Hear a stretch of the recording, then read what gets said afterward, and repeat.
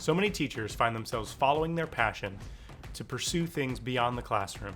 Today, I talked to Pav Wander from Toronto, Canada, about her podcast, how she balances it all, and how it plays in to the grand scheme of things in her classroom. Welcome to Focus on K-12, EdTech and the Education Experience. I'm your host, Doug Konopelko, Education Strategist at CDWG. So let's dive in as we focus on K-12. My name is Pav Wander, and I am a middle school teacher. I've taught grades 6, 7, and 8 for 15 years now in the northern area of Toronto and Ontario, Canada. And I've been, middle school all over grades 6, 7, and 8. I am teaching in the same community that I grew up in. I went to school in. I was born around the corner, and it's been really thrilling to be able to continue to teach in that community and stay in that community and be as involved as possible. I have a podcast, not just myself, with my co-host Chey Cheney. The podcast is called the Staffroom Podcast, and we also have a radio show on VoiceEd Radio, which is called The Drive, and that airs on Sunday evenings from 8:30 to 10 p.m. We also host a show for School Rubric on Tuesday evenings at 8 p.m. And that is a live stream called Office Hours by School Rubric. And so we're very excited to have, as you say, the triple threat. And it's been a blast. And that's who I am. Well, you say you guys are very excited. I'm very excited to have you. I know we've been talking about doing this for a while, so I'm glad we were able to connect, able to get you on the show. So first and foremost, obviously, you were a teacher pre-podcaster, right? So how did you get started with the podcasting? So podcasting was, as of 2 years ago, nothing that we had ever thought about, really. I had a friend of mine who I went to school with in middle school who reached out to me, and he and I grew up in the same area, obviously, and he knew that I was still teaching in the area. So he called me up one day and he said, "Hey, I know you're teaching in the area." He's got a very successful real estate podcast in the Toronto area. And he said, I'd really, love to do something for the community, give back to the community. A lot of my youth, a lot of my formative moments that made me who I am happened in this community. And so I need a way to give back to the community. And I was wondering if you had any ideas on what we could do.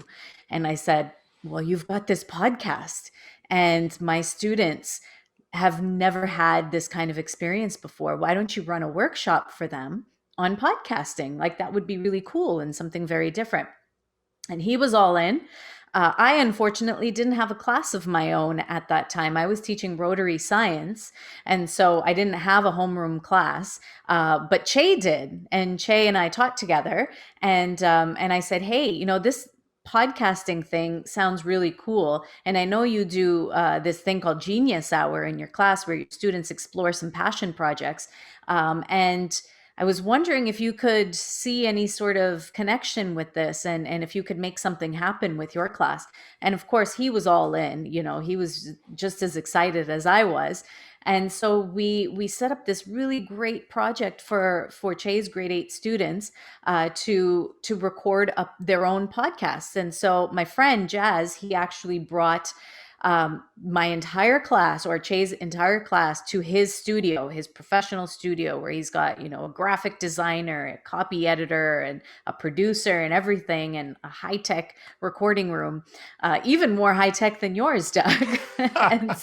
We've got all those people on staff. They're just behind that door.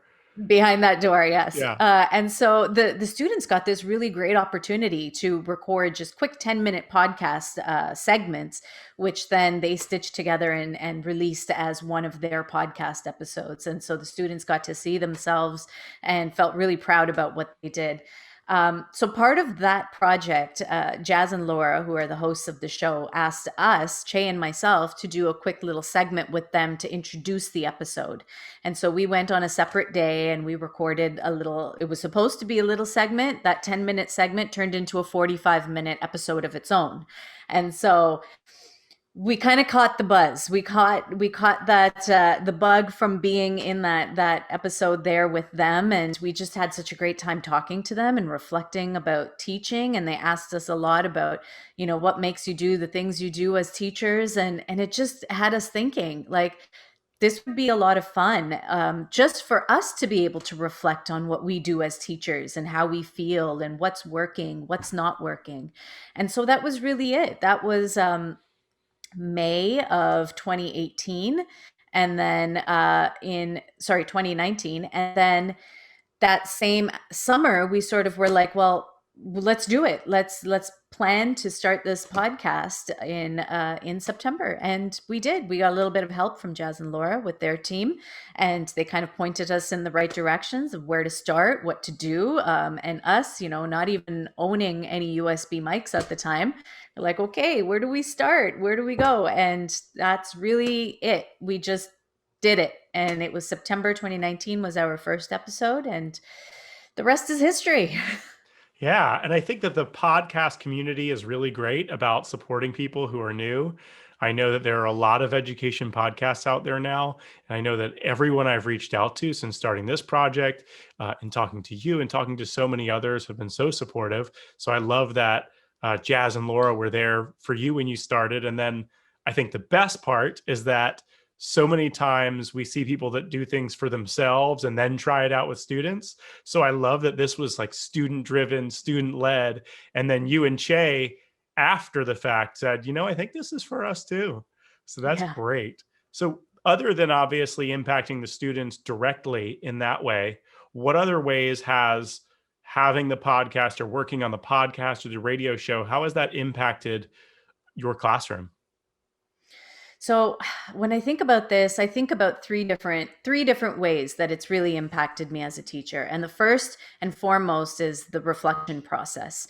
Nothing really gets you thinking about your teaching and your pedagogy and who you are as a teacher, your philosophies on teaching, until you talk about it with another person. And so that process of just unloading our feelings about how your day went, or what do you think about this particular aspect of teaching, that back and forth really establishes your own thinking, reinforces your own beliefs, but also you pick up perspectives from other people, and you're sort of like, oh, I didn't think of it that way, so thank you for bringing that to my attention. So that reflective process has been huge. Secondly, we take the things that happen in our classroom and we talk about them. And then in that process, we refine those things so that when we go back to try them again, we try different things based on what Chey offers or what somebody else offers that we are talking to. And so it really gives us an opportunity to refine our process in our classroom. So that's another way that we found it to be very helpful. And then lastly, we're often thinking about what can we talk about on the podcast. We're trying to think about our topics for next week or for the upcoming weeks. And we look outside of our own bubble to do that. So we look at current events, we look at things that we see happening on social media. And the more we look outward, the more we realize that there's so much that we could be bringing back into our classrooms that we may not be already. And so we're learning so much from our community that's around us. And that's been so helpful for us. And so building on that community has really helped us become better teachers, because everybody is doing such amazing things, and the more they share what they're doing, the more we learn from them, and that affects how we're teaching positively. Absolutely. I love the first one, the idea of being more reflective and that really guiding practice. I think that's something that no matter who you are, no matter what you're doing, is so important to any kind of work or even to life. Right? We talk about, my wife and I talk about reflecting on our parenting every once in a while and how that changes things as we move forward. So it really, that taking time to talk about and reflect on the work is really vital. And for you, the second half of your reflecting is Chey. So tell me a little bit about the partnership there. You create all of your content together. So why is that teaming aspect so important? So this is a very interesting thing, because I don't think that Che nor myself would ever have tried this or attempted this process or gotten as far as we have without each other. Something about our team sort of just works. We're always open to trying something new, and we always are willing to bounce ideas off of each other without any worry that our ideas might not sound good enough. We're bouncing things off of each other all the time. And I think that stems from us being so open to reflect with each other in conversation and share our ideas. He's always open to listening to my ideas. I'm always open to listening to his. And through that process, we've built up this relationship where we've actually become accountability partners. And it's become one of those things where if I'm not holding up my end of the bargain, he points that out and he lets me know. And that's only because we have built up that relationship with one another, so much so that we trust each other with that aspect of everything. And so we've been working through that together. We help each other out quite a bit.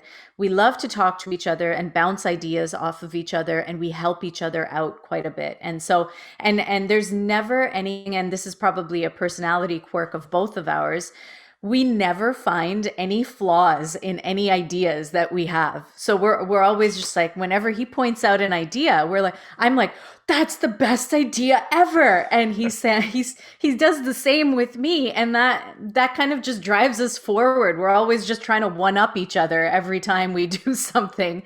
And that's led us to, some pretty amazing things that have happened with the podcast, with the radio show, and so many other projects that we've been involved in. And so it's onward and upward. We help each other out. We carry each other when we're having down moments, and that's always been very helpful because there have been valleys, that have come before or after our peaks, and so our understanding and ability to lift each other up has really been helpful in that regard too. So I guess the real question is, with all of that on your plate, right? How do you balance all of that? So for other teachers out there who are thinking, I may want to start a show, or I may want to write a book or a blog or whatever they might want to do, how do you find the time or make the time to balance all of those things? Balance is really tough. And we're still a little new with the podcast. I mean, it's been a year and a half, but we still sort of consider ourselves to be in that upward swing of things. So we're still learning as we go. We're still trying to figure out what we're doing. And we haven't yet learned how to say no to anything. So that's something that leads to balance. But actually, I was talking to somebody yesterday, an educator by the name of Lise Farquhar, and she's in UAE in Dubai. And so she was actually we were talking about balance, and she explained it as not so much of trying to weigh both sides, but more like achieving a rhythm with what's happening in your lives. And that really resonated with me. I really felt that. And more than just trying to weigh things out, that work-life balance, it's more about when things get a little bit crazy, what are we doing to sort of meet that crazy so that it doesn't feel overwhelming? So what can we put aside so that we can focus more on the thing that's getting a little bit overwhelming at the moment? And so I think that, if you ask me, what advice would I give to teachers if they're trying to undertake something like this, go for it if it's something that you're passionate about.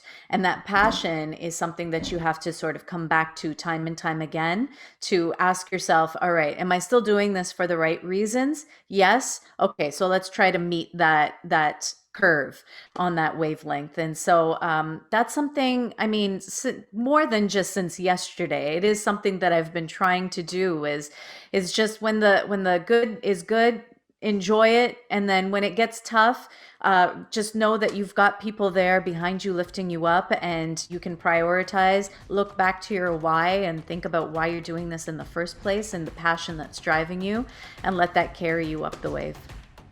Well, Pav, thank you so much for taking some time to share your passion with us today. We're really excited. Thank you so much, Doug. It's been a pleasure. Thanks for joining us today on Focus on K-12 EdTech and the Education Experience. If you enjoyed today's show, please feel free to like, subscribe, and click the little bell so that you get notified whenever we post a new episode. Or reach out to me on Twitter at @dconopelco. Thanks for joining us. We'll see you next time as we focus on K-12.